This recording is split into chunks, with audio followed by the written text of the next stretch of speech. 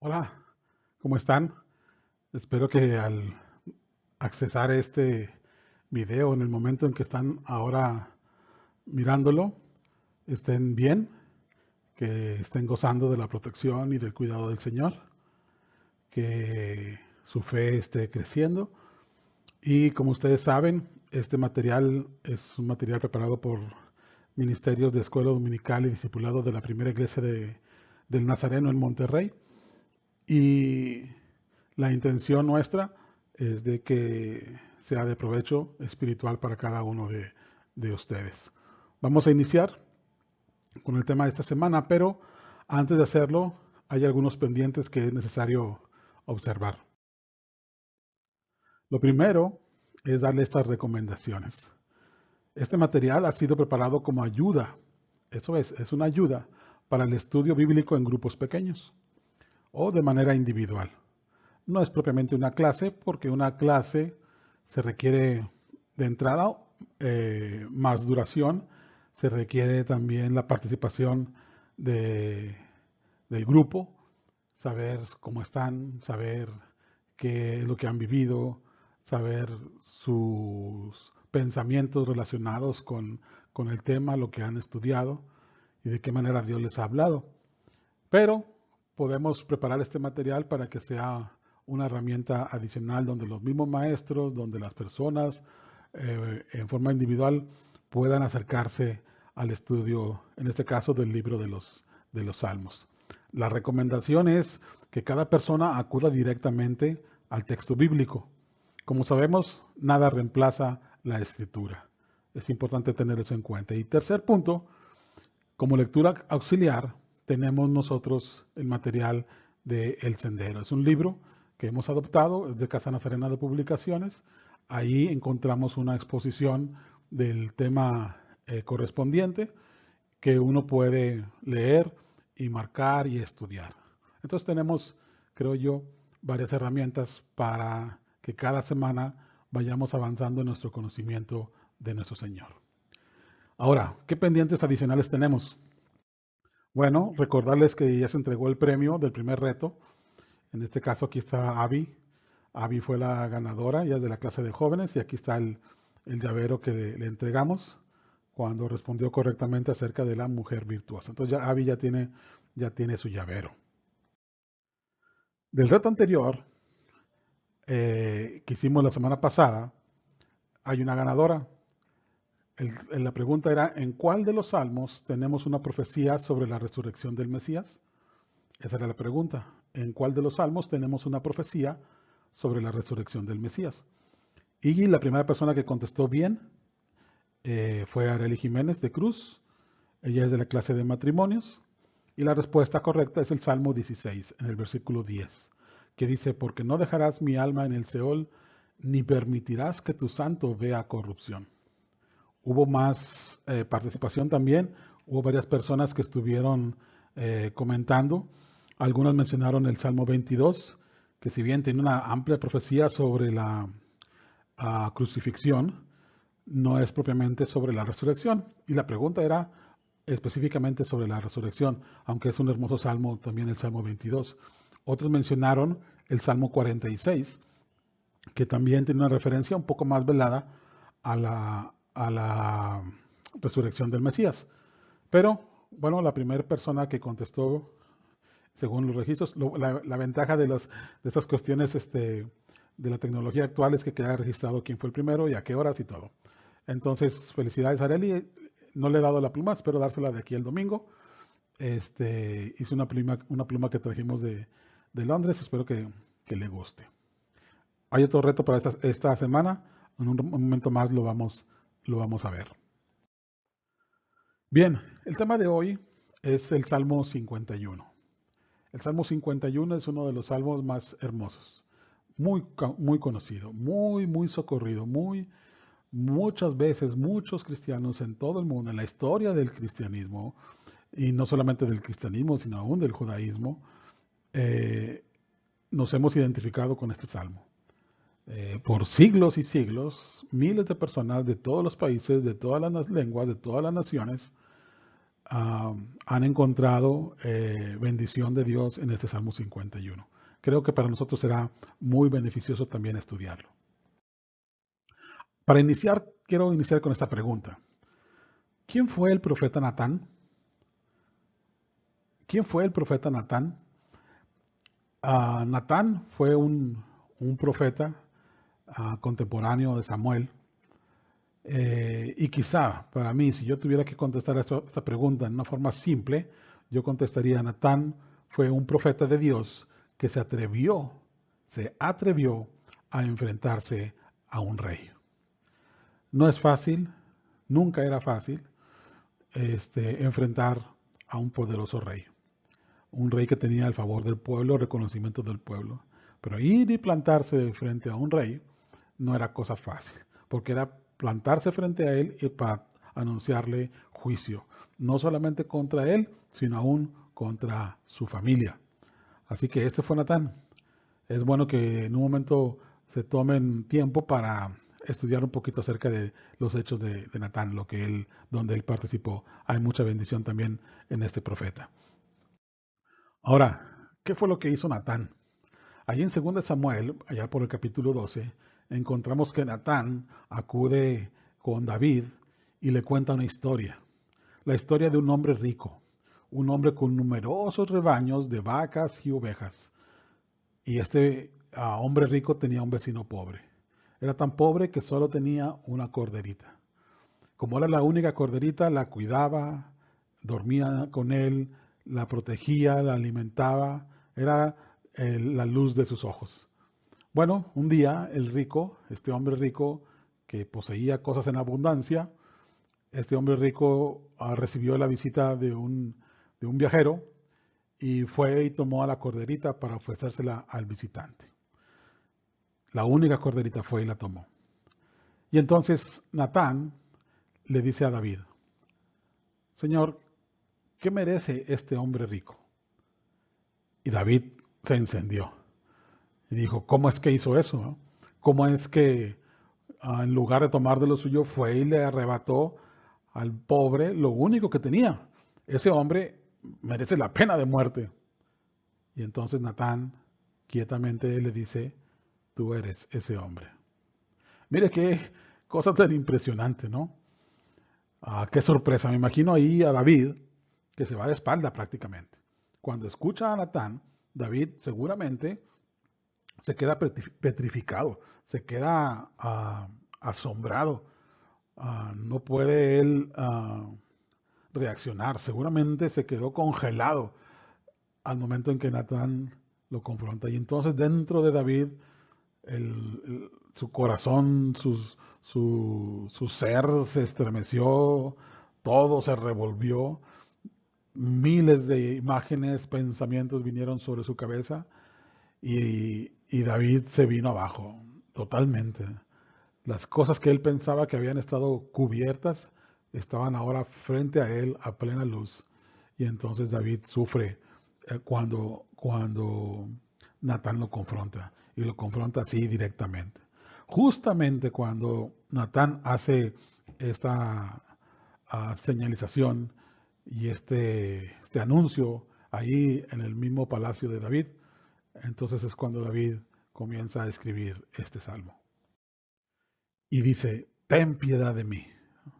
Mire qué manera de empezar un canto, qué manera de empezar un poema. Hemos dicho que los poemas ayudan a expresar las emociones, los sentimientos más profundos. Las figuras que se utilizan, el lenguaje que se utiliza, ayuda al autor a reflejar, a expresar desde lo más profundo lo que está sintiendo. Y las palabras con las que inicia David son realmente contundentes. Ten piedad de mí, oh Dios, conforme a tu misericordia, conforme a lo inmenso de tu compasión. Borra mis transgresiones. Lávame por completo de mi maldad. Límpiame de mi pecado. Porque yo reconozco mis transgresiones y mi pecado está siempre delante de mí. Escogí esta versión, que es una versión con un lenguaje ciertamente contemporáneo, un lenguaje más accesible, pero que mantiene o que conserva la fuerza del poema, la fuerza de la composición. Esta es la versión de la Biblia de las Américas. Por cierto, quiero decirles que en esta versión de la Biblia de las Américas, participaron personas muy cercanas, aún miembros de la Iglesia del Nazareno. Entonces es una versión altamente recomendable que estudiemos la Biblia con la Biblia de las Américas. Algunos de ellos, aún lo recuerdo, aún recuerdo predicaciones, por ejemplo, del hermano H.O. Espinosa. Impresionante escucharlo al hermano H.O. Espinosa y escucharlo por horas, porque el hermano se llevaba un buen tiempo a autores de varios libros, como el hermano, el doctor Ismael Amaya, que también era un grande también de la Iglesia del Nazareno, latinos que contribuyeron a esta versión de la Biblia de las Américas. Y me gusta la versión porque conserva la fuerza, la potencia, el drama de lo que estamos viviendo. Uno debe sentirlo. Esta versión, aún y cuando usa un lenguaje de hoy, nos transmite lo que David está viviendo. La vivencia de David es un poema intenso, vibrante. La sentencia está dictada, es muerte. Ten piedad de mí, oh Dios. No podemos desligar la palabra muerte que David pronunció con ten piedad de mí. Él mismo puso la sentencia. Cuando se da cuenta, de su corazón sale ten piedad de mí. Yo reconozco mis actos. Qué importante es parar con la autojustificación. David parece que no pierde tiempo en eso y entra directamente y hace a un lado todo. Y entonces ya le dice al Señor, ¿qué te digo, Señor? Solamente ten piedad, piedad de mí. Es algo realmente impactante el inicio solamente de este salmo. Ahora miremos cómo continúa el salmo. Contra ti solo he pecado y he hecho lo malo delante de tus ojos, dice David. De manera que eres justo cuando hablas y sin reproche cuando juzgas. He aquí, yo nací en iniquidad y en pecado me concibió mi madre. He aquí tú deseas la verdad en lo más íntimo y en lo secreto me harás conocer sabiduría. Purifícame con hisopo y seré limpio. Lávame y seré más blanco que la nieve. Mire el dolor que tiene David. David está experimentando un sufrimiento y notemos que él sufre por haber ofendido a Dios. Aun y cuando hay una larga lista de personas a las cuales David ha ofendido, él se enfoca en lo principal, que es la ofensa que ha cometido delante de Dios. Porque David ofendió a Urías, le mintió, lo engañó, abusó de su confianza. David le robó a su esposa, aún lo asesinó. Eso es lo que estamos hablando. David ofendió a Betsabé. Si estuviéramos en nuestros días, hablaríamos inclusive de acoso sexual, de abuso. ¿Por qué? Porque David era una persona encumbrada, era el rey, un personaje poderoso. Pudiéramos hablar también de la familia de David, a cada uno de los miembros de la familia de David. David también los ofendió. Pudiéramos hablar de Joab, su general. En fin, pudiéramos hablar de toda la nación, porque toda la nación le confiaba a David y lo tenía en alta estima. Pero a David le duele el haber ofendido a Dios, porque el pecado que fue contra Dios es el que a él le causa mayor dolor, porque sabe que no ha estado a la altura de que de la distinción que Dios le había hecho. Dios lo había nombrado, lo había ungido, lo había puesto como rey, y David no había andado en esa altura, no había estado al nivel de la distinción que Dios le había hecho. Se arrepiente de haber hecho lo malo delante de Dios, y yo me pregunto, al momento de ver esto de David. Me pregunto muchas cosas, pero principalmente, ¿cómo estamos nosotros en relación a esto que David siente? Mire lo siguiente, hermano. La pregunta que decía, cuando yo veo a David sufriendo por haber pecado contra Dios, yo me pregunto, ¿aborrecemos lo suficiente al pecado? ¿Usted qué cree, hermano? ¿No cree que nos quedamos cortos al aborrecer el pecado? ¿No cree que deberíamos rechazarlo más? ser más contundentes, ¿no le parece que somos muy permisivos? Sus consecuencias son fatales, literalmente en este caso, mortales. Recordemos la palabra de Natán. Fíjese cómo en el versículo 9 Natán dice, ¿por qué pues despreciaste la palabra del Señor? De Urías tomaste por mujer a su mujer y a él lo mataste con la espada de los hijos de Amón. Lo mataste. Vaya acusación. Es duro cuando a alguien lo acusan de asesinato o de intento de asesinato. En este caso es de asesinato. Yo recuerdo una vez, no voy a decir cuándo ni quién, pero recuerdo una vez que casi me acusan de eso. Es horrible, el sentimiento más horrible que uno se pueda imaginar. Bueno, aquí a David lo están acusando y David no tiene escapatoria. Lo están acusando y es culpable de asesinato. Ahora, cuando hablamos de aborrecer el pecado, aborrecer lo suficiente, rechazarlo como Dios lo rechaza, porque es importante cuando vamos a Dios, amar lo que Dios ama y rechazar lo que Dios rechaza. Bueno, cuando hablamos de aborrecer el pecado, me refiero a nuestro pecado, no al pecado de los demás. No se confunda con esta frase ni con esta pregunta. Tenemos que aborrecer nuestro pecado, no andar ahí aborreciendo el pecado de los demás, porque eso es fácil. Señalarle a los demás sus pecados, señalarle a los demás sus faltas, decirle a los demás dónde es que no está cumpliendo, qué cosas, eso es muy fácil. Las cosas que hace mal, qué es lo que le falta, qué es lo que le sobra, qué deja de hacer, qué no hizo, qué sí hizo. Eso es muy fácil. Olvídese, hermano, no estamos hablando de eso. Estamos hablando de aborrecer nuestro pecado, las cosas que nosotros hacemos. Olvídese de mirar a su lado. Aquí mire nada más el espejo y pregunte al espejo, ¿estamos aborreciendo lo suficiente el pecado? Esa es la pregunta. Este es el nuevo reto. ¿Qué profecía fue dada contra la casa de David por haber matado a Urías con la espada de Amón? Hay una profecía. ¿Qué profecía fue dada contra la casa de David por haber matado a Urías con la espada de Amón? Aquí también tenemos un llavero. Me queda otro llavero y quiero regalarlo. Así que a la primera persona que conteste y lo ponga aquí en las redes, aquí al pie del video, se llevará este premio. Léanlo, busquen y contesten. Participen, por favor. Ahora veamos el versículo 7 de esta segunda parte. Purifícame con hisopo y seré limpio. Lávame y seré más blanco que la nieve. Purifícame con hisopo. El hisopo es como, piense usted en un estropajo. Realmente es lávame con un estropajo. Es esa desesperación que David sentía. Esto se necesita una amplia labor de limpieza porque estoy tan sucio delante de Dios. Necesito que Dios sea el que me talle para que realmente salga de mí una blancura, una limpieza total, profunda, y que eso me permita ser tan blanco como la nieve. Blanco como la nieve. En nuestro contexto regiomontano no tenemos mucha referencia de lo que es la nieve, pero cuando vamos a lugares donde sí hay nieve, vemos no solamente la hermosura de los paisajes, sino la blancura de este material, lo que es la nieve.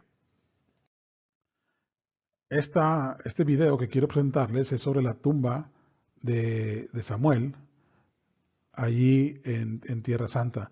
Es un lugar para visitar. Y en esta toma se va acercando desde lejos y se ve todo el paisaje nevado. No es que neve mucho en aquellos lugares también, pero veamos la hermosura del paisaje con la nieve. Ahí se va acercando y al final se ve la tumba de Samuel en un monte. Ahora es un templo, una iglesia. Aquí la tenemos. Y mire qué belleza.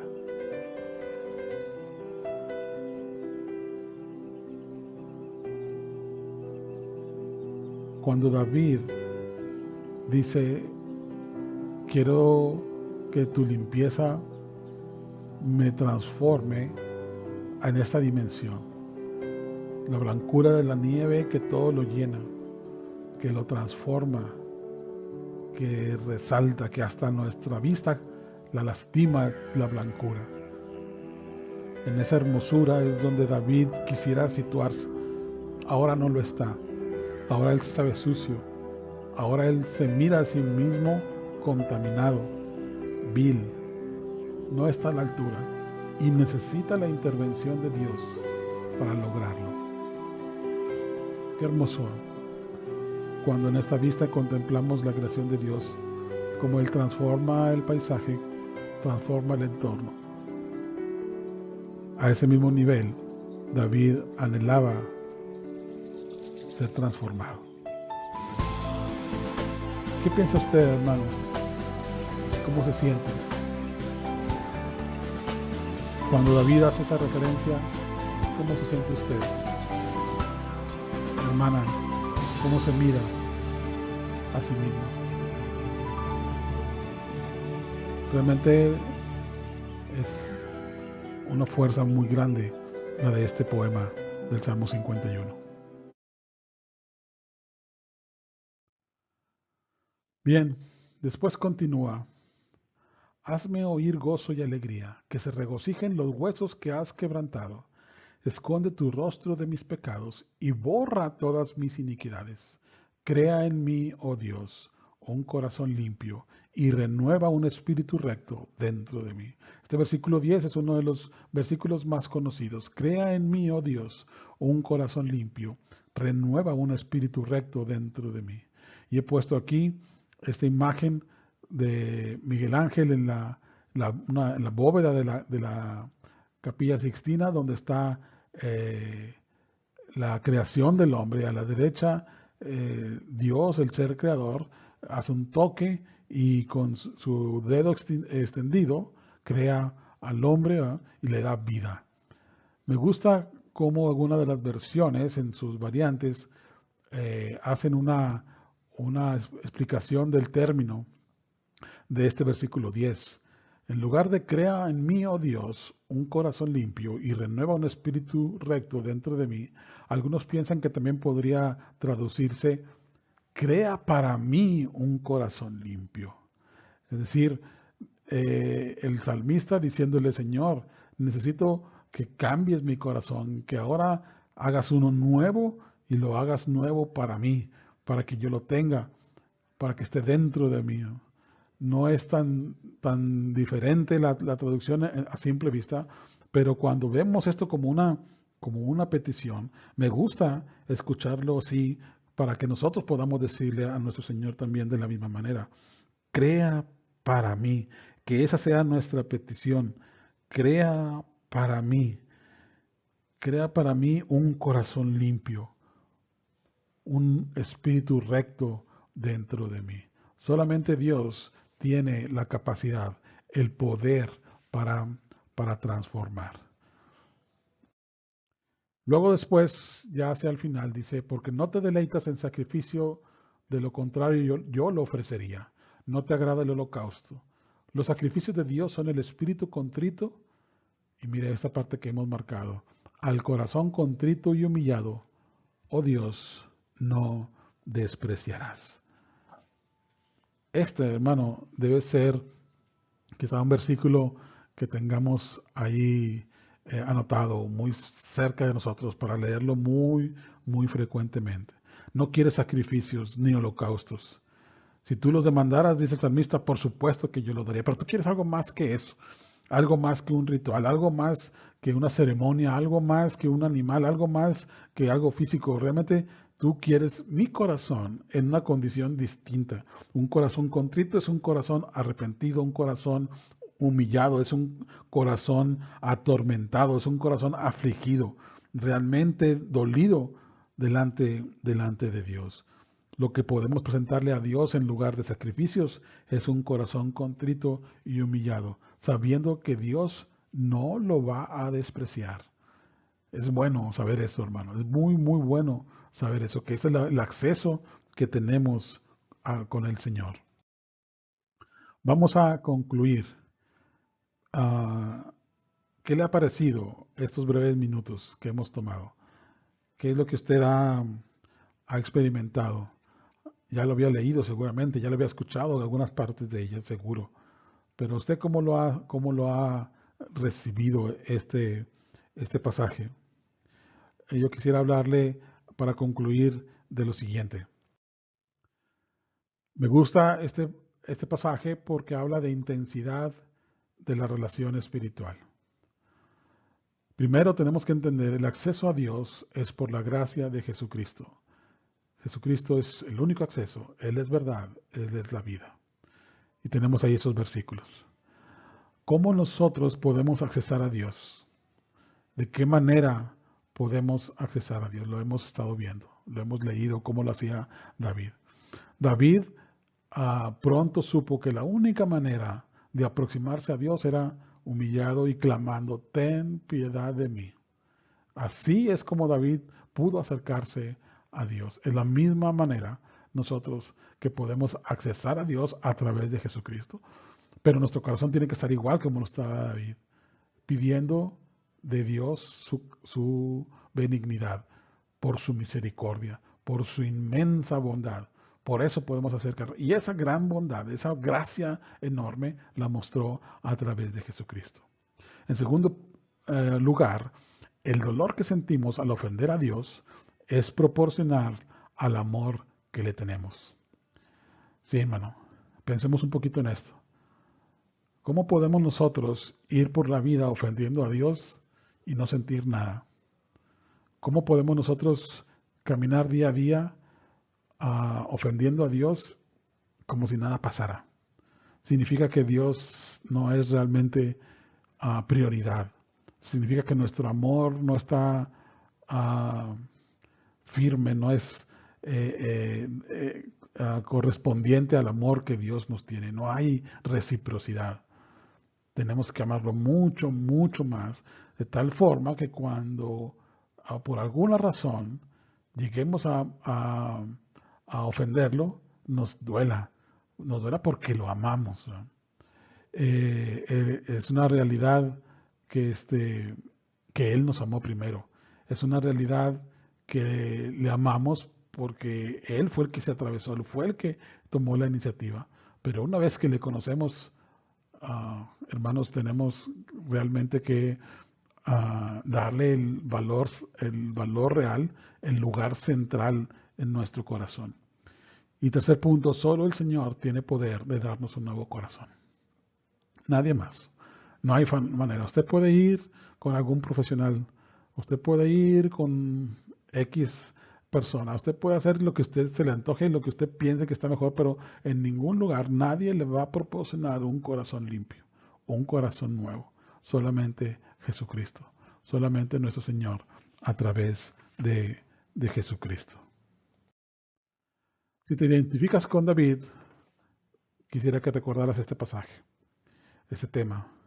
Nuestro Dios no pone remiendos, Él lo hace nuevo. A veces pensamos que Dios anda ahí poniendo parches. Y no, nuestro Dios no es así. Él es mucho mayor, Él es grande, Él es poderoso. Y cuando necesitamos un corazón nuevo, Él nos lo da. En Ezequiel, veíamos ahorita, capítulo 36, se nos dice que parte de la promesa de Dios es darnos un corazón nuevo, un corazón sensible, un corazón de carne, que pueda recibir la voz de Dios y que pueda moverse en función a la voluntad de Dios. No piense en Dios como alguien que remienda, que pone parches, que hace ajustes. No, Dios lo hace nuevo. Si nos acercamos con fe, Él nos da un nuevo corazón. Bien, hermanos, quiero agradecerles. Qué bueno que pudimos tomarnos este tiempo. Hay mucho más que aprender de este salmo. Siga con él. Seguramente usted ha tomado más enseñanza y hay otros versículos que le llamen la atención y seguramente Dios lo ha bendecido. Qué bueno, de eso se trata, de que usted descubra la bondad, la gracia de Dios para su vida día con día. Gracias, hermanos. Nos vemos después en el siguiente video. Que Dios les bendiga. Bye.